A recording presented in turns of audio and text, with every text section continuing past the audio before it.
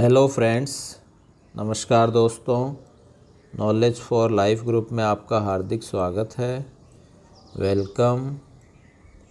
तो दोस्तों, प्रीवियस जो वीडियोज़ हैं वो हम रोटेशनल सीरीज़ के बना रहे हैं। ये आप जानते हो रोटेशनल मोशन। इसमें दोस्तों जो प्रीवियस टॉपिक था वो हिंज फोर्स से रिलेटेड था। हिंज फोर्स यानी कि एक तरह से प्रतिक्रिया बल है। प्रतिक्रिया बल। तो दोस्तों, आगे बढ़ने से पहले मैं यह बताना चाहूँगा कि अभी तक यानी आपने चैनल को सब्सक्राइब नहीं किया है तो चैनल को सब्सक्राइब करें, बेल आइकन प्रेस करें। वीडियो अच्छा लगे तो इसे आप लाइक और शेयर भी करें। ठीक है दोस्तों।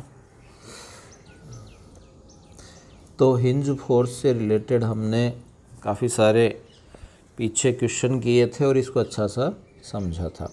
आज हम एक और न्यूमेरिकल कर रहे हैं जो कि एक ट्रायंगल से रिलेटेड है और इस ट्रायंगल के हम दो न्यूमेरिकल करते हैं।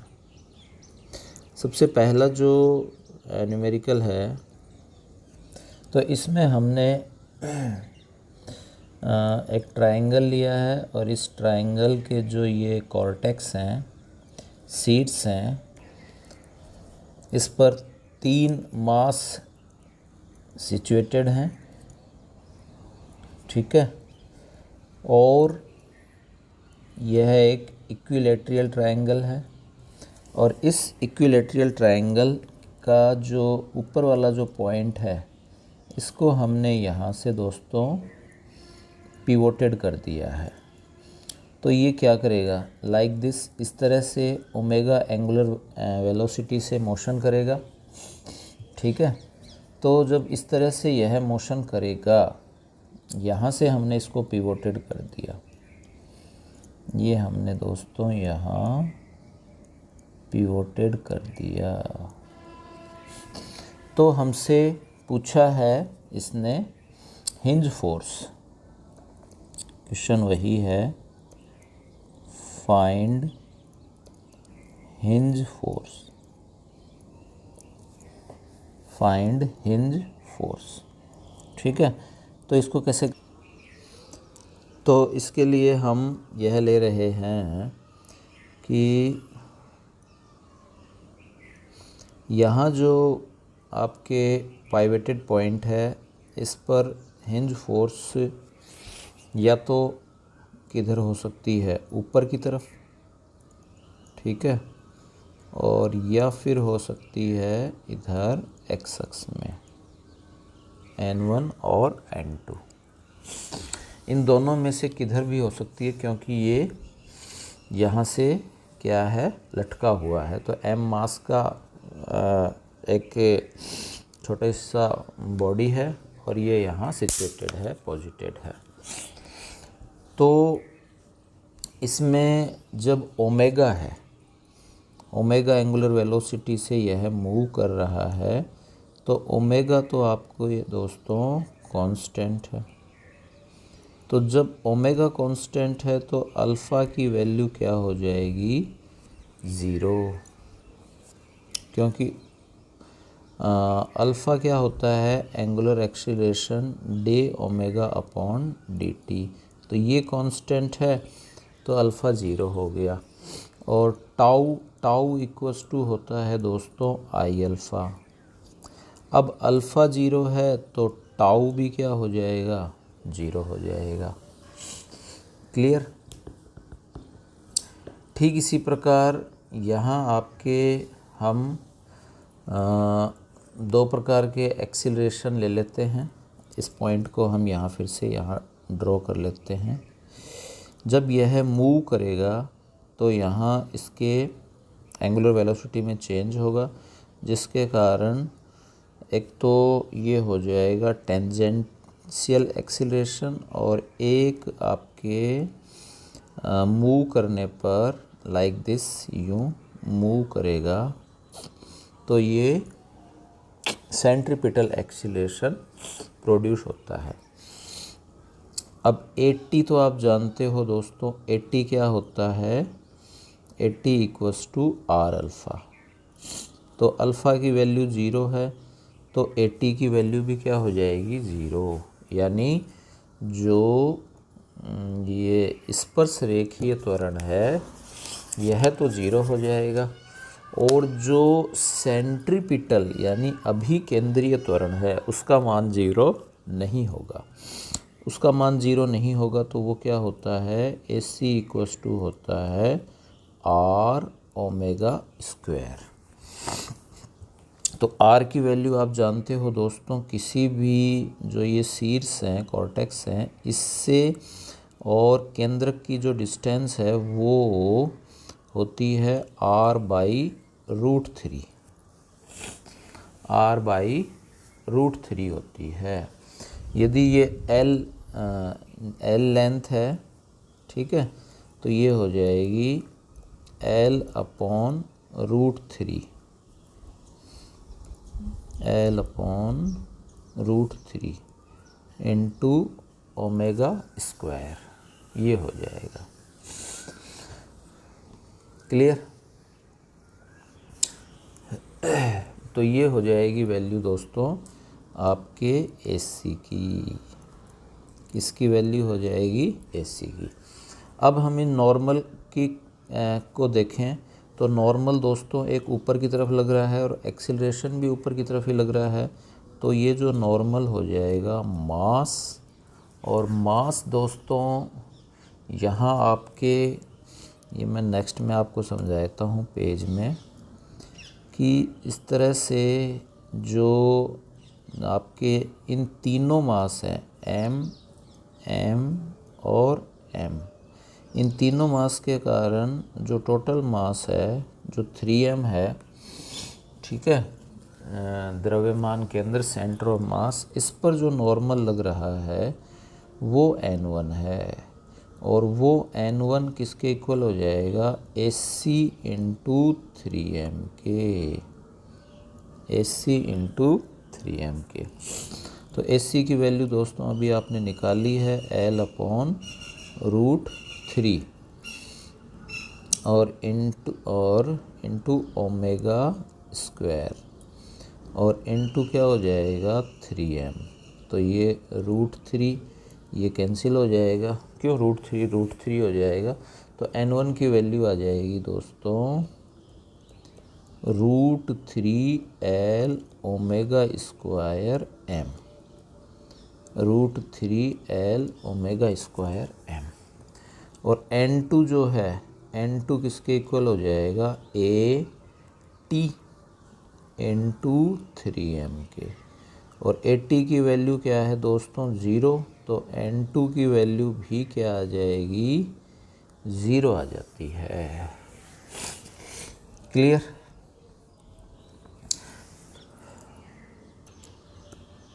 ऐसे ही दोस्तों यही क्वेश्चन फिर से है। क्वेश्चन क्या है कि जो टी टाइम है उस टी टाइम के बाद, after T time find hinge force, ठीक है, फाइंड हिंज फोर्स। वही हिंज फोर्स आपको मेज़र करना है, और इसमें केवल एक नई चीज़ यह दे दी कि हमने एक फोर्स एक्स्ट्रा अप्लाई की है जो कि पैरेलल है A, B और C। तो पैरेलल किसके है, BC लाइन के। BC लाइन के क्या है दोस्तों, पैरेलल है, या फिर हम इसे एक्स एक्सेस भी कह देते हैं। क्या कह देंगे, एक्स एक्सेस भी कह देंगे। तो इसके पैरेलल है, M मास हैं तीनों के तीनों। तब इसमें क्या होगा, अब इसमें देखिए दोस्तों कि यूँ मूव तो हो ही रहा है, और 80 जो है ये क्लियर है 0 है। AC जो है इसकी वैल्यू है, हमको हिंज फोर्स मेज़र करना है। हिंज फोर्स मेज़र करने के लिए आपके जब ये फोर्स अप्लाई होगा तो इस फोर्स के कारण कुछ ना कुछ टॉर्क प्रोड्यूस होता है, क्योंकि फोर्स इधर लगेगा, ठीक है, और ये इसको यहाँ घुमाने का प्रयास करता है। वही आपके हिंज फोर्स एक्स एक्स और वाई एक्स किधर भी हो सकते हैं। इधर मान लीजिए N1 है, इधर मान लीजिए क्या है N2 है। तो जब हम यह लगाएंगे फोर्स तो जो टॉर्क प्रोड्यूस होगा इसके कारण, तो टॉर्क इक्वल्स टू क्या होता है आई अल्फ़ा और टो होता है आर एफ। तो आर एफ इक्वल्स टू क्या होता है दोस्तों आई अल्फ़ा।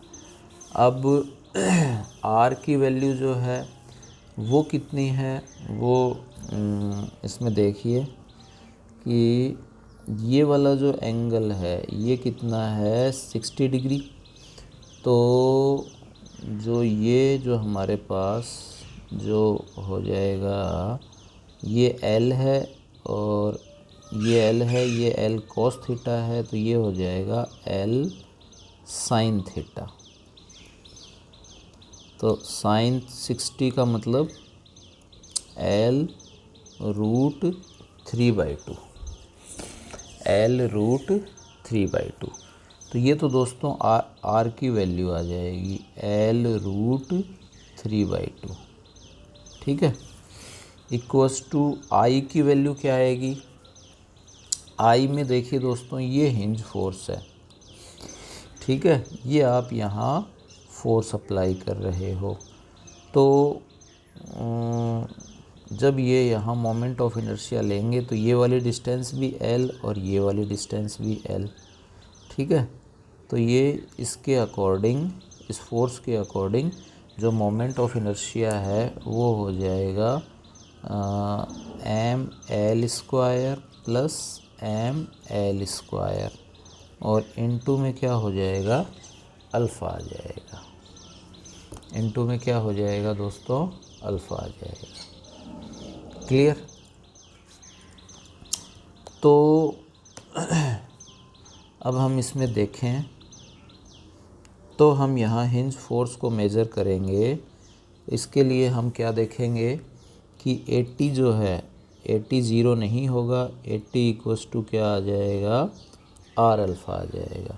तो यहाँ से जो भी अल्फ़ा की वैल्यू है वो हम यहाँ रख देते हैं, ठीक है। यहाँ जो भी अल्फ़ा की वैल्यू आएगी वो रख देंगे।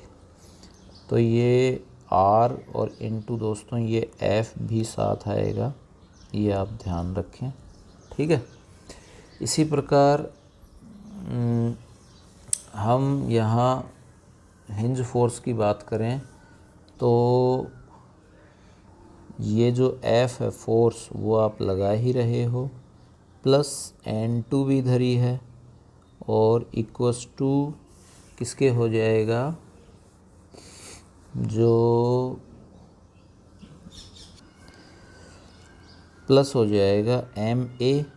तो M तो कितना है दोस्तों 3M, और A कितना है जो यहाँ से वैल्यू आती है 80 की, ठीक है। तो इसको हम यहाँ से सॉल्व कर लेंगे। N2 की जो भी वैल्यू आए वो आप लिख देना -F/4।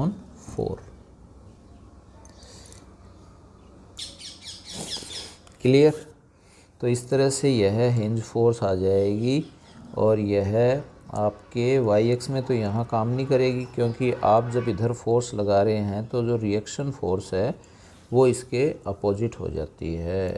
तो ये आ जाएगा दोस्तों आपके हिंज फोर्स। नेक्स्ट हम बात करें जो काइनेटिक एनर्जी है, वो काइनेटिक एनर्जी रोटेशनल और ट्रांजिशन दो प्रकार की लेंगे। एक तो लेंगे रोटेशनल और एक लेंगे दोस्तों ट्रांजिशन, ठीक है। कोई भी बॉडी आगे जब यूँ मूव करेगी तो वो घूमेगी और साथ साथ ट्रांजिशन भी करेगी। तो काइनेटिक एनर्जी आप जानते हो 1/2 mv² होता है, जानते हो। और इसको हम m की जगह क्या लिख सकते हैं दोस्तों, 1/2 I, और v को हम क्या लिख सकते हैं, ओमेगा। तो क्या आ जाएगी काइनेटिक एनर्जी 1/2 I ओमेगा। तो ये तो हो जाएगी ट्रांजिशनल के लिए और ये हो जाएगी रोटेशन के लिए। I कैसे, इसके लिए v हम क्या ले लेते हैं दोस्तों, v r ओमेगा, और ये r की वैल्यू रखेंगे तो r² ओमेगा² mr², ये आ जाएगा। क्लियर। तो ये आपके यहाँ आ जाता है। ऐसे ही हम यदि वर्क डन करें बाय टॉर्क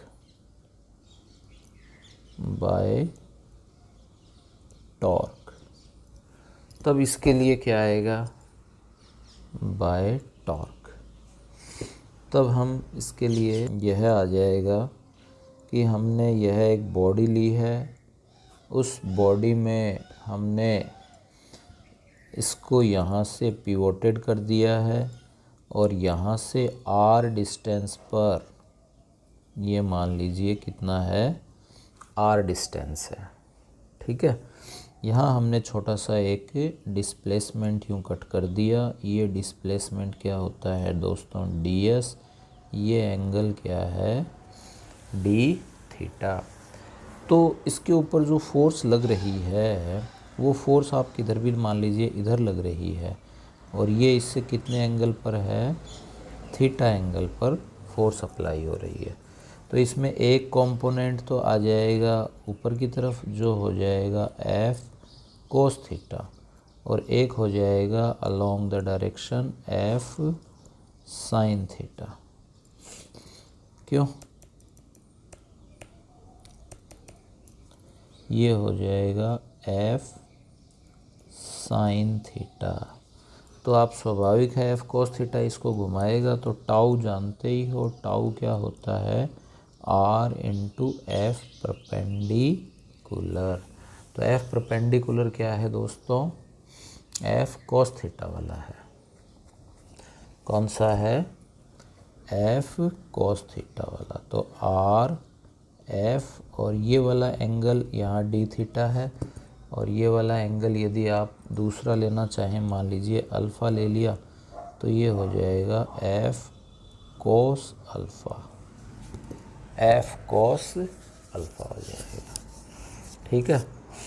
और ये जो आपने डिस्टेंस लिया है R, ये यहाँ लिया है, यदि इसको एंगल के रूप में लेना चाहें तो कोण बराबर होता है चाप बटे त्रिज्या, यानी d θ होता है ds/r। तो r क्या हो जाएगा, ds/d θ। यदि ये भी लेना चाहें तो आप इस तरह से ले सकते हैं। तो ये तो है टाउ, है ना, ये तो क्या है दोस्तों, टाउ। और वर्क डन क्या हो जाएगा, तो वर्क डन क्या हो जाएगा, वर्क डन होता है टाउ × d θ। तो टाउ तो आपने निकाल लिया, टाउ कितना है, अभी जो आपने यहाँ देखो ये किया है, टाउ है RF cos अल्फ़ा।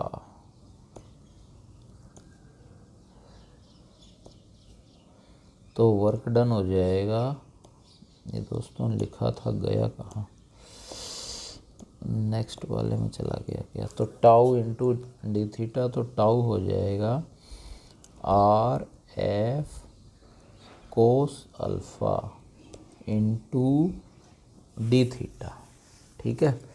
और एंगल जो इस तरह से यह है आपके है, ये वाला एंगल है d θ, ये वाला ये है ds, ठीक है, और ये है r। तो कोण बराबर होता है ds/r। तो ds क्या हो जाएगा दोस्तों,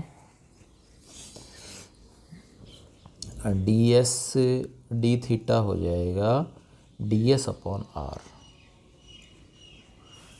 ठीक है, क्या हो जाएगा, तो ये W बराबर, या डी डब्ल्यू भी ले सकते हो, और ये हो जाएगा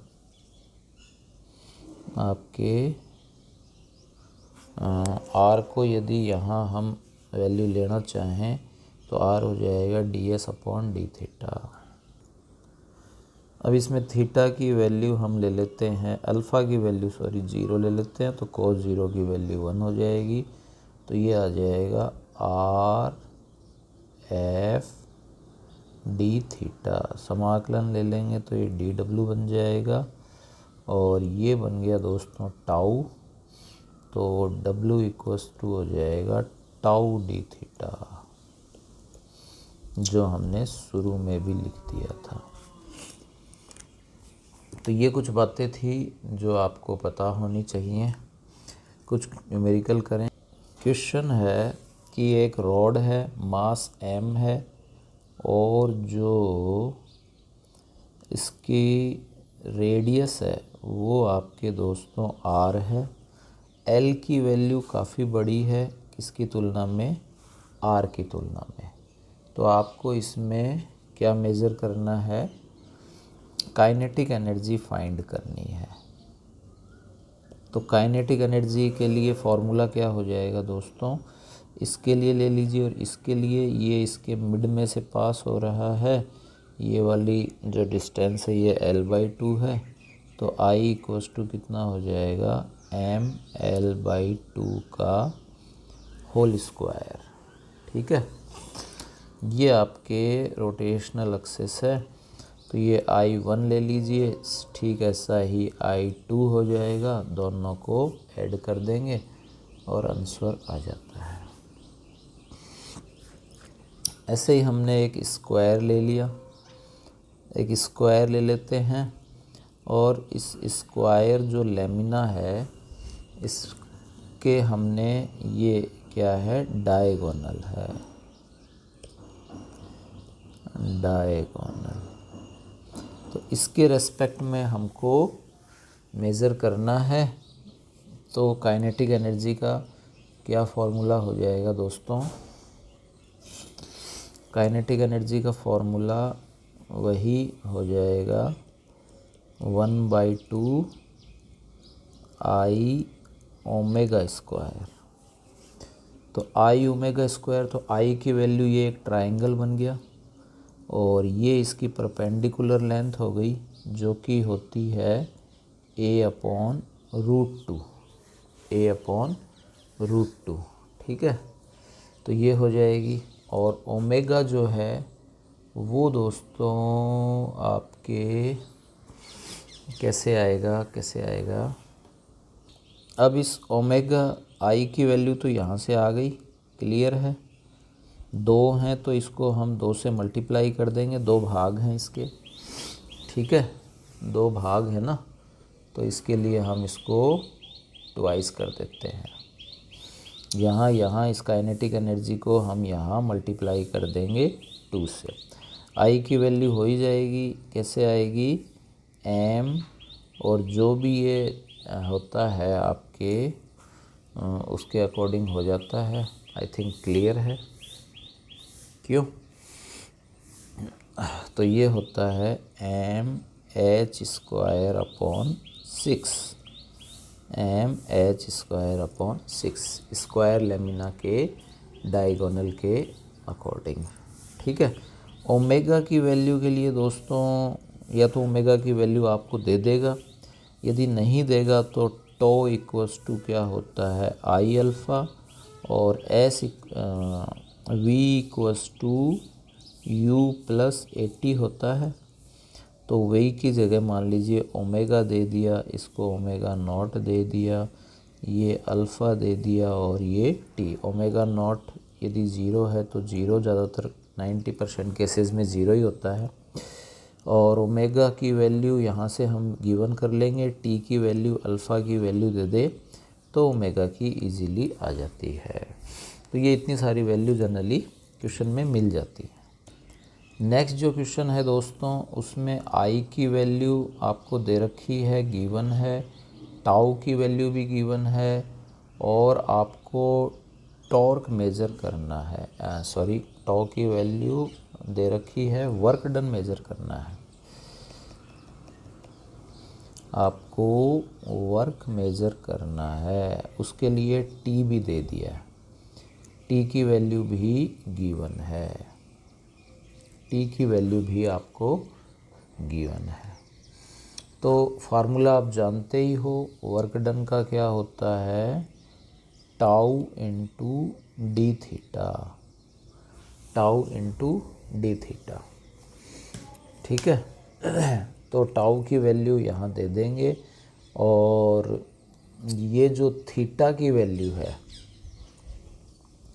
इंटू, इसको सॉल्व करेंगे तो ये टाउ इंटू थीटा आएगा, और लिमिट जो भी आपके है वहाँ से आएगी। तो इसको निकालने के लिए थीटा की वैल्यू के लिए हम s equals to u t plus half a t square, ये आप जानते हो। तो s की जगह थीटा हो जाएगा ओमेगा नॉट और plus half alpha T square हो जाएगा।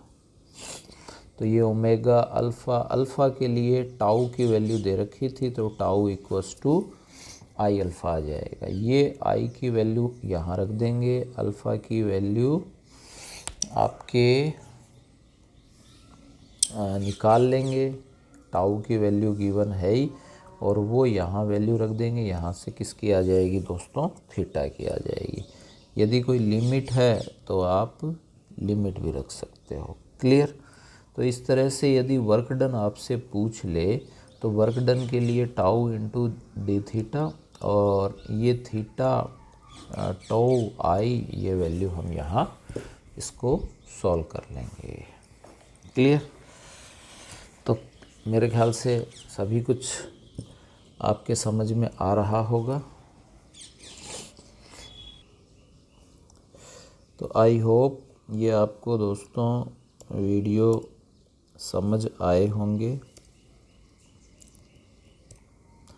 तो यदि आपको इस वीडियो में जो कुछ भी फिज़िक्स से रिलेटेड बातें बताई गई हैं, यदि वो अच्छी लग रही हैं, समझ में आई हैं, तो दोस्तों चैनल को आप सब्सक्राइब करें, ठीक है, बेल आइकन प्रेस कर लें, और यदि वीडियो अच्छा लग रहा है तो दोस्तों लाइक और शेयर भी करें। आपने वीडियो देखा, इसके लिए आपका बहुत बहुत आभार। Thanks for watching.